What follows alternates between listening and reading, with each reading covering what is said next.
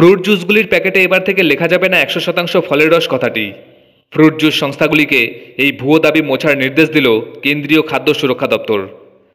প্যাকেটজাত ফলের রস সংস্থাগুলিকে এফএসএসএআই এর সাফ নির্দেশ, এবার থেকে প্যাকেটের গায়ে 100% ফলের রস কথাটা লেখা যাবে না, বরং ওই ফ্রুট জুসের মধ্যে যে 100% ফলের রস নেই তা জানাতে হবে গ্রাহকদের।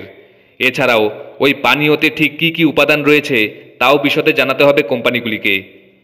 প্রসঙ্গত, বাজার চলতি একাধিক ফ্রুট জুস সংস্থা দাবি করে থাকে যে তাদের ফ্রুট জুসগুলিতে কোনো ধরনের ক্ষতিকারক কেমিক্যাল ব্যবহার করা হয় না, 100% বিশুদ্ধ ফলের রস।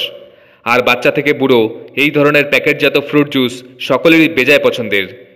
যদিও এফএসএসএআই ওই ফলের রস যাচাই করে ভিন্ন তথ্য দিল। এফএসএসএআই এর সাম্প্রতিক পরীক্ষায় দেখা গিয়েছে বাজার চলতি অধিকাংশ ফ্রুট জুসে বিপুল পরিমাণে রাসায়নিক রয়েছে।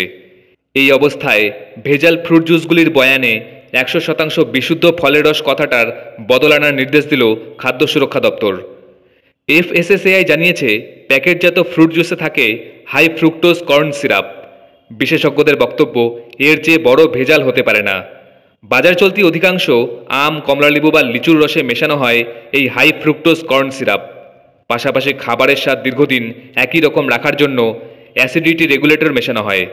সত্যিটা হলো, রাসায়নিকবিহীন তাজা ফলের রস বেশি দিন ভালো রাখা যায় না। প্যাকেটজাত ফলের রস কখনোই টক হয় না, কারণ অতিরিক্ত চিনি মেশানো হয়, এছাড়াও ফ্লেভার করা হয়। এই কারণগুলির জন্যই 100% ফলের রস কথাটা লেখা যাবে না বলে নির্দেশ দিয়েছে এফএসএসএআই।